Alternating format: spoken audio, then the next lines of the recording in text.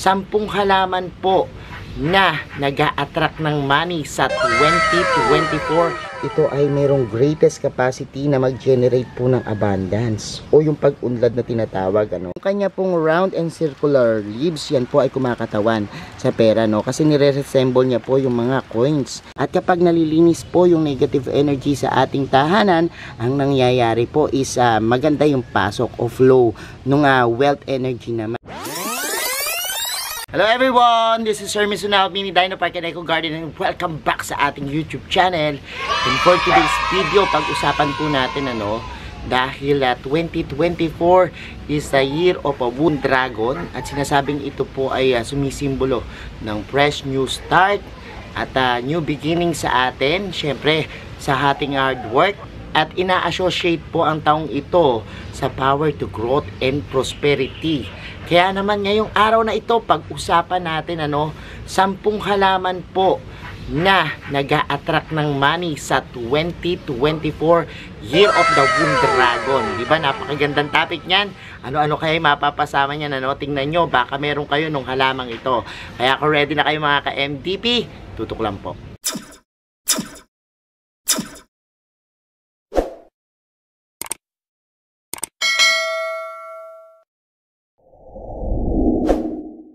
And we're back mga ka-MTP. Every year nga po merong lumalabas na listahan about po dun sa mga halaman na nag-a-attract nung pera, money na tinatawag At ngayon nga pong 2024 para ma-achieve natin, kasi this year yung Wooden Dragon is parang noble, honor, at para ma-achieve natin yung great power natin para sa success and wealth, kailangan po na meron tayong mga gabay na halaman. Ano-ano kaya itong mga halaman na to, Iikot po tayo sa ating garden, Tingnan natin yung 10 halaman na nasa ating listahan na mag-a-attract ng pera ngayong 2024. Kaya samahan nyo na ako, papakita ko yung itsura sa inyo at pag-usapan natin yung ilang care tips sa kanila. Sa una nating halaman, ito pong jade plant o Crassula obata, sa feng shui po, yung mga rounded and circular na leaves ay nagbibigay ng pera, Yan po yung paniniwala dyan. At the same time po, sila po yung nag-a-attract ng wealth. Ito pong mga jade, madalas nating makita na mapasama sa listahan ng masuswerteng halaman, At ang halaman pong ito, madalas ipangbigay po, as a gift po dun sa mga new business opening. Yan, napakaganda po dahil nga po, itong mga jade plant ay nag-a-attract ng wealth. Ang jade plant po ay isang uri ng succulent plant na talaga namang aabot ng taon. Depende po kung talagang maaalagaan nyo siya ng mabuti. Sinasabing napaka-challenging po nitong mga jade plant kasi may mga ilan po sa atin na hindi talaga nakakabuhay ng jade plant. Pero oras na makuha mo po yung kiliti niya at talagang makita mo po yung pangangailangan niya, maibigay mo po, talagang mabubuhay kahit pabayaan nyo po siya ng rain or shine. Iwasan lang po natin yung paggamit po ng mga hindi appropriate na lupa na nakadepende po sa ating lokasyon.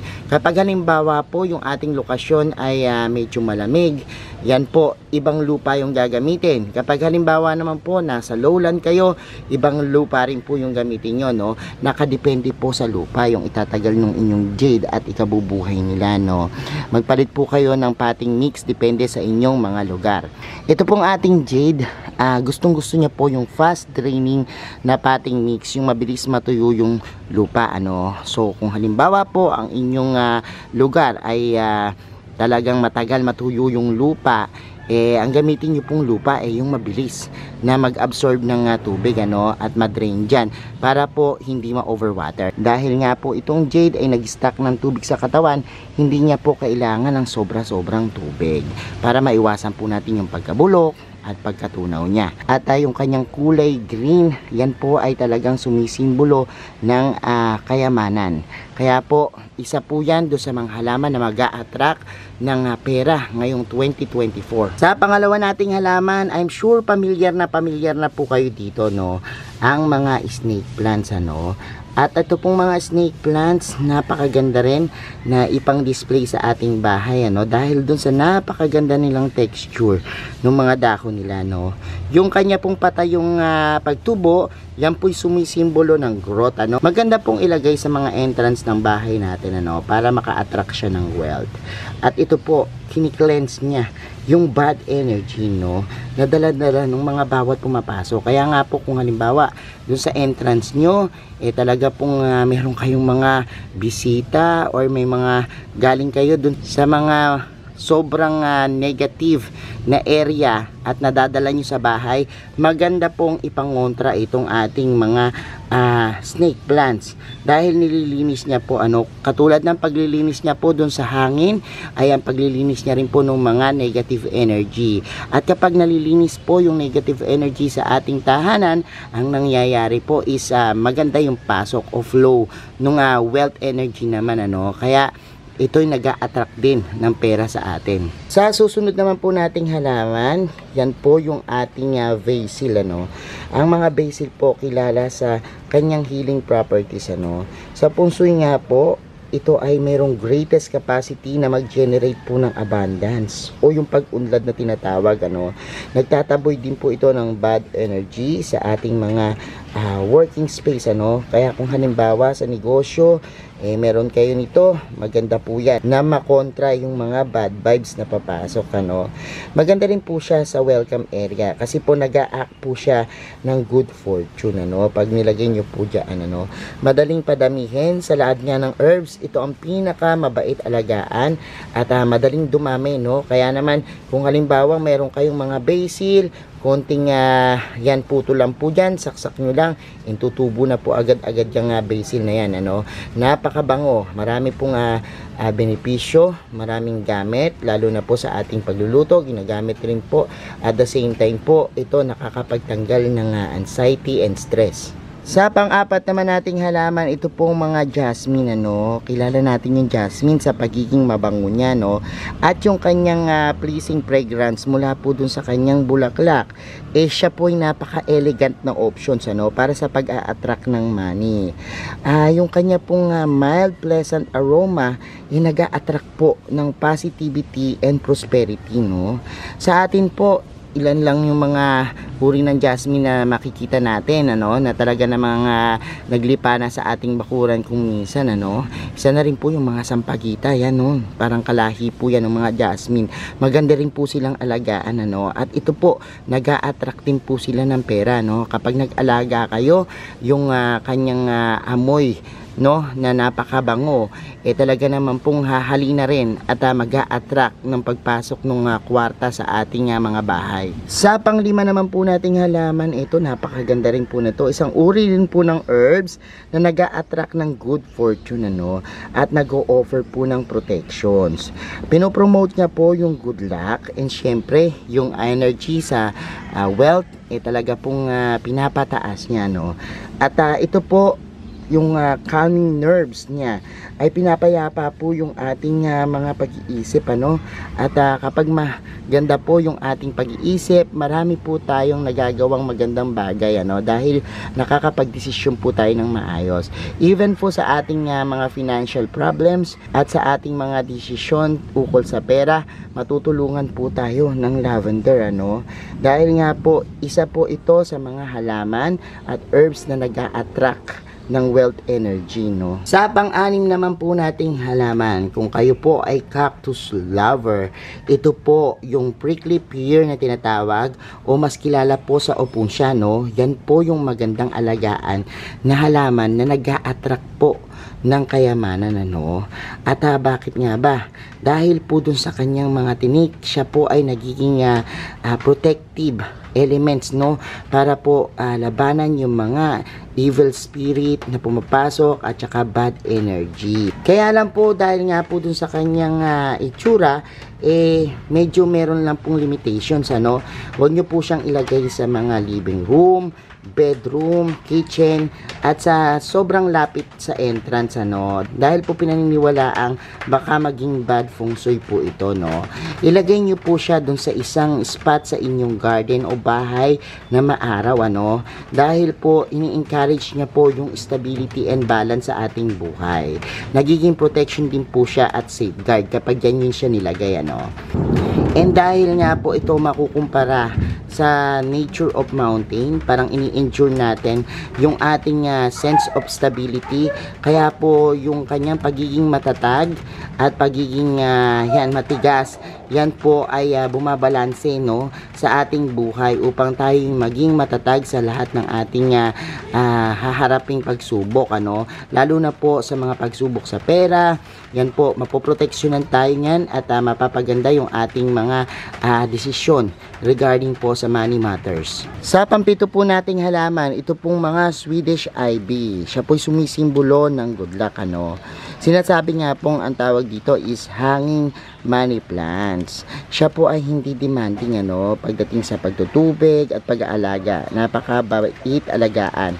Hina-harmonize niya po yung ating paligid, ano. Yung kanya pong round and circular leaves, yan po ay kumakatawan sa pera, no, kasi nire-resemble niya po yung mga coins. At ito po ay maganda sa kanya, no, dahil ito, sabi ko nga sa inyo, bihira lang mapansin at hindi masyadong kilalang halaman, ano. Pero sa kabila po niyan, napakaganda po yung simbolismo ng halamang ito, ano.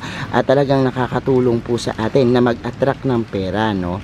Kaya po ito kasama rin po sa 2024 na money magnet plants. Sa pangwalo naman po nating halaman, ito pong orchids, ano. Meron po siyang ability na mag-attract ng pera. Actually, ito po nakagisna na natin na talagang inaalagaan as houseplants, ano.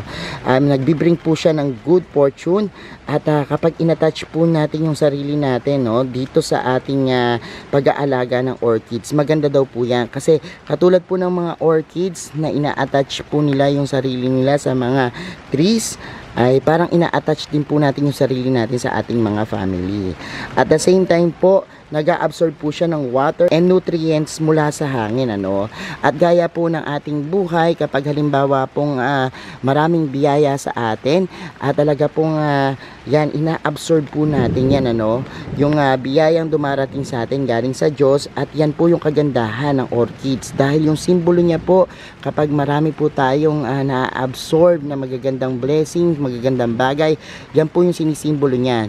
Kaya po, isa na rin po yung pera sa mga ina-attract natin, ano, at ina-absorb natin kapag halimbawa pong nag-aalaga tayo nitong mga orchids. Magaganda po yung mga bulaklak at napakagandang ipang-display sa ating bahay. Sa pangsyam nating halaman, ito pong mga jadelet ring, ano, o Portulaca apra. Yan po yung pangalan niya, no. Tinatawag rin po itong elephant bush. Isang uri po ng succulents na talaga namang napakaganda, no. At sinasabi nga po na kung wala kayong mga jade plants, ito po yung talagang pinamamalit, ano. Dahil po sa kanyang korte ng mga dahon niya na bilog-bilog, round shape, nagre-resemble po ng pera. At ito po yung mga maraming niya pong dahon, sumisimbolo po yan ng growth and prosperity, no. Dahil nga po makikita nyo, kung papansinin nyo, itong mga dahon niya na nakadikit dun sa red stem niya na medyo mahahaba, yan po ay sumisimbolo ng pera, no. Pansinin nyo po yung kanyang mga dahon, kaparehas din po nung sa jade, ano, na mabibilog. At dahil nga po sila ay nag-stock ng tubig sa katawan, sinasabing mas maganda rin po yung pag-iipon nyo ng kayamanan, ano. At lahat ng pumapasok po sa inyong pera sa taong 2024 ay maaari pong ma-secured, no. So ito po yung jadelet plant. Kung hindi kayo pamilyar dyan, yan po, titigan nyo mabuti yung kanyang itsura. At kung wala pa kayo yan, napakagandang alagaan. Bukod sa napakadaling paramihin, talagang affordable pa po ito, no, na mabibili.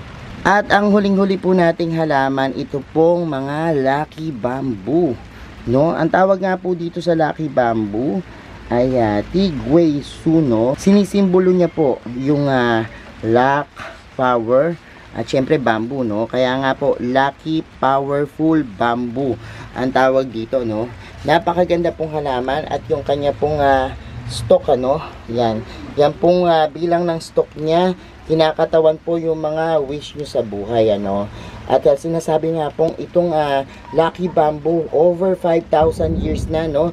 Na ginagamit as lucky plants sa mga Asian culture, ano? Nagbibring po siya ng harmony. At sinasabi na kapag meron kayo nito, hina-harmonize niya po yung 5 elements ng feng shui.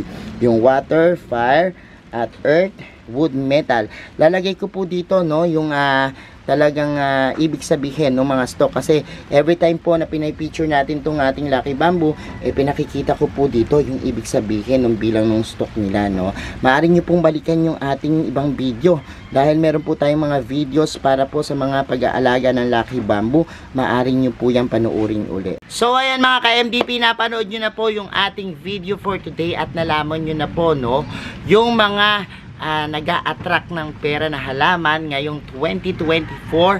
And meron na ba kayo ng mga halamang yan, ano? Kung wala pa po, simulan nyo na pong magkolekta dahil sila po yung talagang tutulong sa atin at magiging gabay sa pag-attract ng mga kayamanan, ano? At syempre, pag ganyang usapan, nakakatuwa yan, ano? More money para sa atin, sa lahat ng nanunood at nakasubaybay lagi sa ating YouTube channel, ano? Nawa po ay bigyan kayo ng masaganang 2024. At paalala lang po, ano? Ito yung mga gabay na halaman lang po, ano? At kapag halimbawa pong naniwala kayo, syempre may law of attraction tayong tinatawag, maaari pong maging compatible sa inyo itong mga halaman na ito, no? Pero kung hindi naman po, skip nyo na lang po yung ating video at huwag panuorin, ano, kung hindi kayo naniniwala.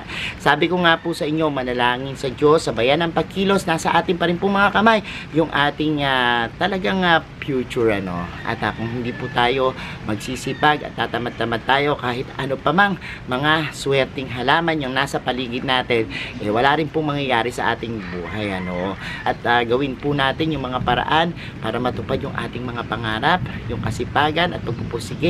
Yan yung magdadala sa atin ng tagumpay. Ayan. Thank you so much mga ka-MTP sa inyong panonood at sa mga hindi pa po nagsasubscribe sa ating YouTube channel. Kung bet na bet nyo po yung ganitong usapan, yung plants and gardening, mag-subscribe na po kayo, no? Huwag nyo pong kalimutang i-hit yung notification bell para laging updated sa aming latest uploads.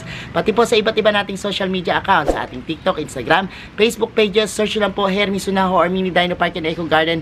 Makikita nyo na yan. Salamat ng maraming mga ka-MTP, and this is Hermes Unaho nagsasabi sa inyo ng happy planting. Bye-bye!